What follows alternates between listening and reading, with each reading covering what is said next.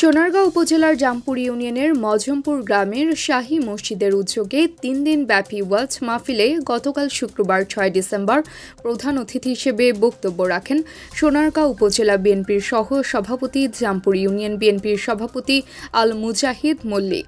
এ সময় তিনি বলেন, আমাদের এই সমাজ ব্যবস্থায় আমরা ইসলামকে অনুসরণ করি, কিন্তু আমরা সঠিক নিয়ম মানি না। সমাজে আমরা নামাজও পড়ি, কিন্তু নামাজ পড়ার পর দায়িত্ব কর্তব্য সেগুলো আমরা মানি না। আমরা হযরত মহানবী সাল্লাল্লাহু আলাইহি ওয়াসাল্লামকে মানি, কিন্তু তার নিয়ম সঠিকভাবে পালন করি না। তিনি সমাজের ভুল ভ্রান্তি তুলে ধরেন।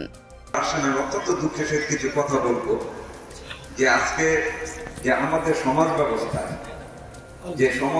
আমরা ইসলাম অনুসরণ করি, বাট ইসলামকে কিভাবে কায়েম করতে হবে, ইসলামকে কিভাবে নিয়ম কানুনে রাখতে হবে, ওইটা আমরা আসলে অনুসরণ করি না। আমরা নামাজে অনেক লোকই, কিন্তু এই নামাজ পড়ার পর যে আমাদের কি কর্তব্য, দায়িত্ব, কেন করতেছি, কি জন্য করতেছি, আসলে ওইটার মর্মর্থে আমরা বুঝতে পারি না। যার কারণে আমাদের নামাজ পড়া আমরা খারাপ কাজে অনবরত লিপ্ত হচ্ছি।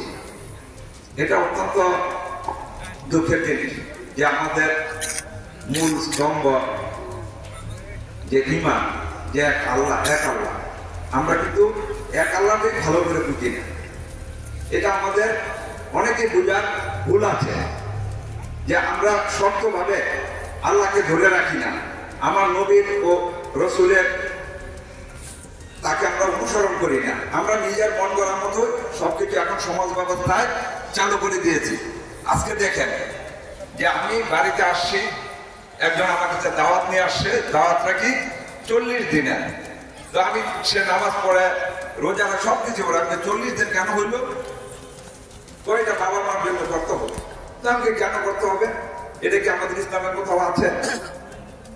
সে তার কোনো জবাব দেয় যে তুমি তো এটা একটা এটাকে বলা হয় বেদাত, তুমি এটা বেদাত। তো বেদাত মানে কি? বেদাত কিন্তু এটা নিজেদের মন করা, এটা কোরআন এবং হাদিসের বা রাসূলের কোনো বাণী নয়, বা কোরআনের কোনো শব্দ নয়। এটা হলো আমাদের মন করা একটা বানানো। এই কালচারটা আসছে উপমহাদেশ ভারত থেকে আসছে। এই কালচারটা, এটা হিন্দুদের একটা কালচার। আজকে দেখেন যে এই 40 দিন, এটা আমাদের এখানে আমাদের স্কলাররা আছেন, ইসলামিক স্কলার যারা আছেন, আপনারা জানতে পারেন যে এটা আছে কিনা কোথাও। এই শব্দটা নাই। আপনার এখানে ছোট্ট একটা উদাহরণ দিব যে আপনারা দেখেন আজকে যে এই 40 দিন করেন সমাজে, আপনার স্ত্রী আপনার সাথে 30 বছর 40 বছর, অথবা আপনার সন্তান আপনি 20 বছর লালন পালন করলেন, অথবা আপনার বাবা 70 বছর বয়সে মারা গেল, অথবা আপনার একটা সন্তান মারা গেল। আমি নিজে অনেক জানাজাতে হাজির হয়ে এটা দেখছি যে আমার চোখের সামনে আমি দেখেছি যে এই যে 40 বছর তার সাথে সংসার করলো, ওই জানাজার খাটিয়া ধরার আগেই কাকে দাওয়াত করবো, কি ধরবো, এই চিন্তাটা তার মাথায় আর থাকে না। সমাজে কাকে দাওয়াত করবে, কাকে খাওয়াবো, এটা জানাজার আগেই তাকে ডিক্লার করতে হবে। অত্যন্ত দুঃখের বিষয় যে আপনার সাথে 30 বছর সংসার করে গেছে, 40 বছর আপনার সন্তান মারা গেছে, আপনাকে উচিত ছিল আপনার তাকে শোক প্রকাশ করা। আমাদের ইসলামে আছে 3 দিন পর আপনি শোক প্রকাশ করবেন, কিন্তু আমরা কি করছি? বেদাত। আর বেদাতের গুণাটা কি? বেদাত অনেক বড় কঠিন গুনাহ, এটা একটা বড় কবিরা গুনাহ। আজকে দেখেন এই যে আপনারা দেখেন সমাজ ব্যবস্থায় যে কেন হইল, আমি একটু ছোট করে ব্যাখ্যা দিব, খুব বড় ব্যাখ্যা দিব না। যখন 4 দিনটা আপনারা করতেছেন, দাওয়াত কারা পাচ্ছে, এটাকে আপনারা দেখেন।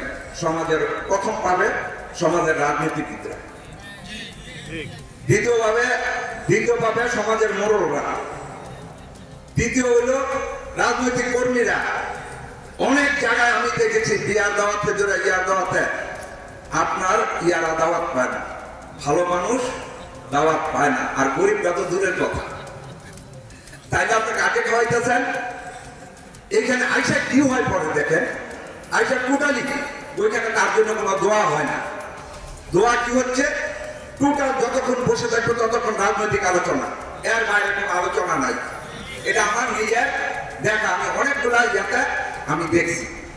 তো এই যে আমাদের সমাজ ব্যবস্থায় আমরা এটা করে দিচ্ছি। আচ্ছা, এই যে আমি একজনকে জিজ্ঞাসা করলাম এটা না করলে হয় না, ভাই আমাদের একটা মান সম্মান আছে না সমাজে, আপনি দেখেন তার বলে আল্লাহকে সে ভয় করলো না, আপনি কিন্তু নামাজি হজ করে আসেন। Mohammad Tansan Abedin, BMF news, Sonargaon, Narayanganj. BMF news, মানবতার পাশে সব সময়।